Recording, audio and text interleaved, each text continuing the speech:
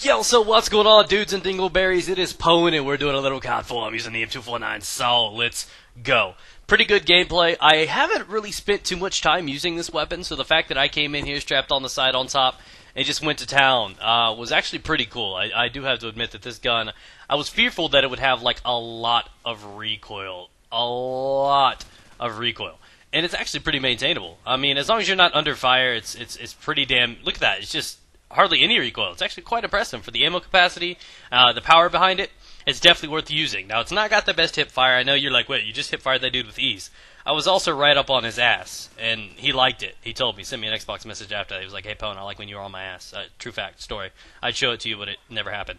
And, I want to talk to you guys about something, because you guys said yesterday when I put up that Medal of Honor video, and you guys were like, hey, yeah, Pwn, I want to hear about that Gaybar experience.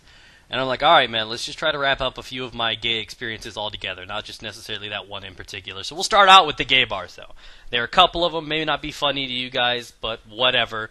If you guys have something against gay people or anything about dicks, I'm going to let you guys know right now to leave and go get some vagina or something, whatever, some fries, something. But in the meantime, we're going to get back into story mode. We're talking about gay bars. Now, the first time I ever went to a gay bar, yeah, I said first time. There were a couple others. The first time I went to a gay bar, I went there with my father. Okay, I need to reword that.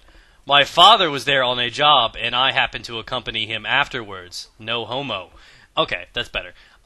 So we go in there, and he's like, yeah, I've got to do some work in the basement, but the basement is heavily, nasty. There's sewage everywhere. It smells bad. It's not good for you, because I was like 15 or something. And I'm like, all right, Dad, it's whatever. He's like, just stay up top here. It's like 2 in the afternoon. There are a couple dudes in the bar, and I'm like, yeah, who the fuck drinks it, too? Because I don't know anyone outside of my alcoholic family. And I'm sitting there, and I'm like, all right, well, whatever, I'll sit up top. And at the time, I did not know it was a gay bar. He just said, hey, we have to go to this bar. And I'm like, all right, whatever. Because you don't trigger. It doesn't trigger. It just does not trigger in your mind that, oh, shit, it could be a gay bar. It doesn't. So we go in there, and, I sit down, and, I order a Pepsi or whatever. And he's like, all right, because, at that point, there were no signals, no flags going up. And all of a sudden, I look over to the right, and there's this guy. He has one of these little automatic computers, cards and shit like this, and I could play poker or whatever. And there's this guy sitting there, and he comes and he looks at me, and he gives me a wink. He says, "You want to come over here, have a few credits you can play with?" And I'm like, "Yeah, by credits you mean your dick, right?" So, so I'm sitting there, and I get extremely uncomfortable. I run downstairs to my dad, and I'm like, "You brought me to a fucking gay bar, you dickhead." And those were probably my exact words. That's the kind of relationship me and my father have.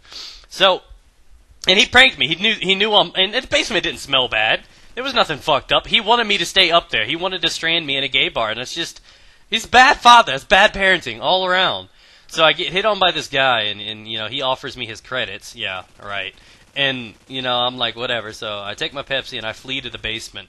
And I try to stay down there, and I've tried to repress the memories, but it didn't work. The other time I went to a gay bar, I wasn't thinking. I was not dating, but I was kind of seeing or talking to this, my old boss. I worked at Blockbuster, and 3 of my 4 bosses were gay.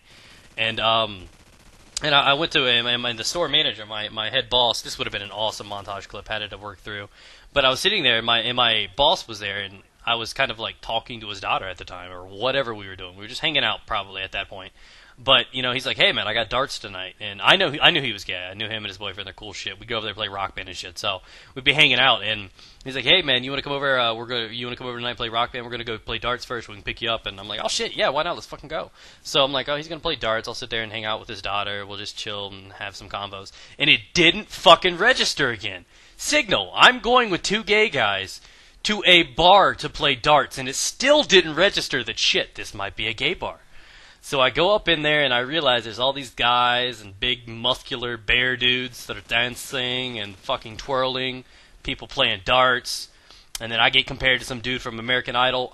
What fucking straight man watches American Idol? And I'm like, how are you going to compare me to somebody I don't know? I don't. Compare me to somebody else. Do I look like the Master fucking Chief? Okay, but don't compare me to some Demi Lovato or whatever the hell that fucking dude's name is.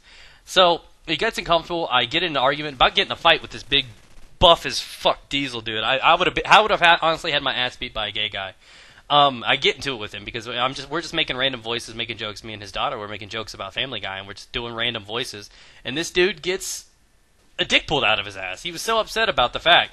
And he's like, oh, we're trying to have a conversation over here. And of course, I'm a smart ass. I have to respond like an asshole. It's just natural. It comes to me. It happens. So I respond to him. We get into it, and we're like about to fight or whatever. And then my boss comes out of nowhere, and he comes in and insults him. He said, I don't even know how gays insult other gays. It was shit I've never heard of, you know? I'm used to, well, fuck you, bitch. And this guy compares him to some other guy that I've never heard of before. And this dude, like, is pulled to tears. I'm like, how are you going to compare somebody to him? He's like, you look like a young version of... And I'm like, oh, shit. And he's just, like, crippled. I'm like, this beefy dude starts crying. His boyfriend takes him outside. Funniest thing ever. I wish I knew more about it, but I don't. I'm not cool with their culture. I just don't understand what they're referring to. I had no clue. And I guess that was the other bar experience. I've been to that bar a couple different times, hung out. And I guess there's that one. And I had... Yeah, it was quite an adventure having, you know, a lot of gay friends... growing up, you know, my neighbor was gay too, you know, and you know, I asked him, I was like 9 years old, and I'm like, how did you know you were gay? Because, you know, it's a curiosity thing, like, do you think it's like genetic? Does it just happen, or you just happen to notice, you know, like the soap crawled down a man's ass crack in gym class? I mean, what happens? Is there a transformation? Do you evolve? I mean, is it from birth? I don't know. So I asked him, and he simply replied to me. I'm like, I'll tell you how. I'm like, okay, go for it. His name was Brian. I'm like, oh shit. So he just knew. He knew when he was gay. He fell in love with a guy, and I'm like, that's cool. Now, I also had the confidence to talk to one of my other bosses, not the head boss, who was gay as well. And I'm like, dude, this was like during the age of Twilight. And they're like, I asked him, I'm like, hey man, like, because I don't understand this. I think Robert Pattinson, the dude from Twilight, is the ugliest motherfucker I have ever seen in my life.